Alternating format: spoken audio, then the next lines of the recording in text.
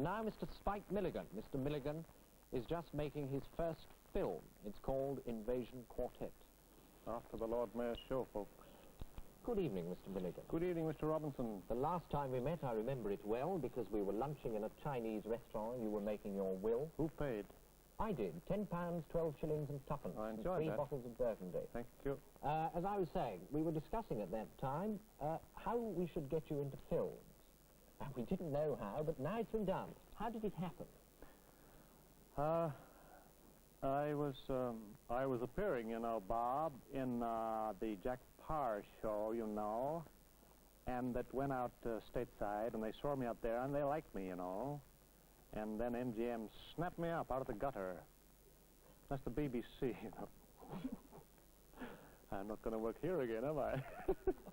And I believe it's not only for one film that you've been bought, I use the word lightly, but half a dozen. You have a contract for half a dozen. That's not quite true, Bob, no. I have a contract for one film, and they have an option on my services for another five films. Mm.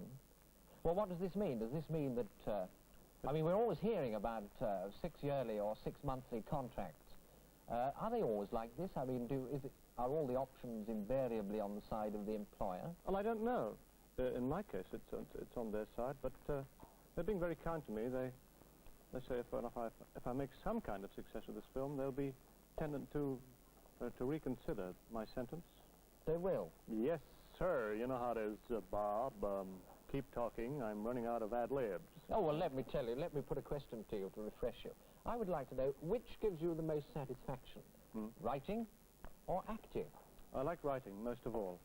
Well, that's a short answer. What's a longer answer? Well, I think I'm a good writer. I've yet to prove myself as an actor, but I like writing most, But there was no work going as a writer.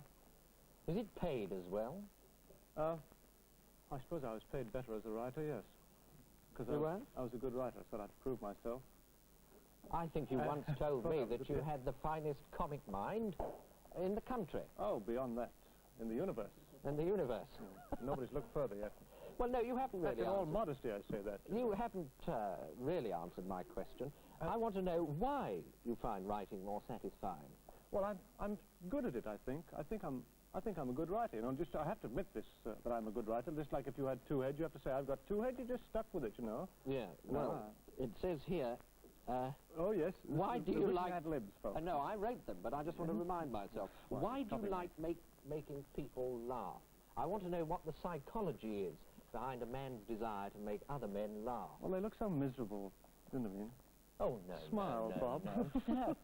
Tell me why. What is it a desire comedy is a perversion, whether you like to admit it or not, that innately the idea of making people laugh is to have them at your command. You're able to press the psychological buttons which make them laugh, and if you do that, you feel you have a certain power upon them. Yes. Some people do it by politics. I do it in a more economical way, by making them laugh. It's power I'm after, you realize, Bob.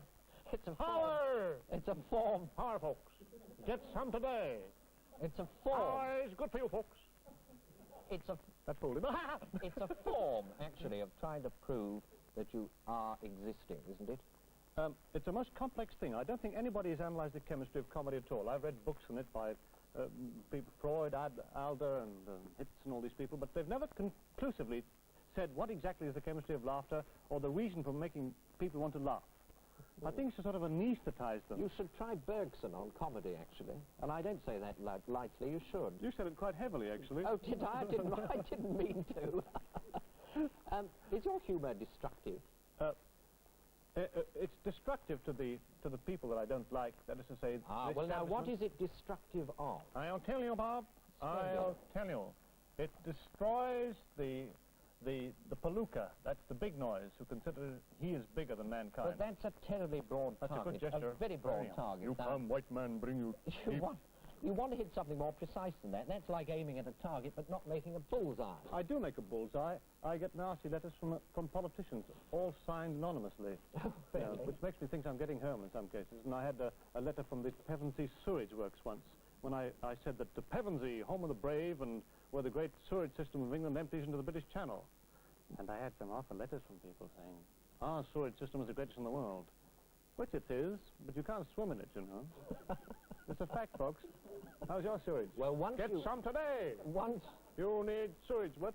Once you have destroyed what you intend to destroy, what are you going to put in its place? What are you going to build? Are you any good at building, or are you simply a destroyer? Well, there's too many of us. Let's get rid of a few. Yes. And my father runs a mortician shop. Tell me... That's a dull answer. Let me rephrase the question. Give me another rephrase, Father. No, Let's have another take on that, man. It was phrased very well, but it did receive a very dull answer. Yes. I have to tell you. I can't... What are you going to build after you've destroyed what you want to destroy? Well, I'd like to build humility, which is in a vortex at the moment. To be big, to be grand, to be dogmatic, to have a personality, to be grandiose, to have a big bank balance. And the destination of people today seems to be all set hell-bent upon having more, when all they need is less. Mr. Milligan, I want to thank you both for the interview and for the exhibition of levitation. Money, Jim. Which I dare say has not been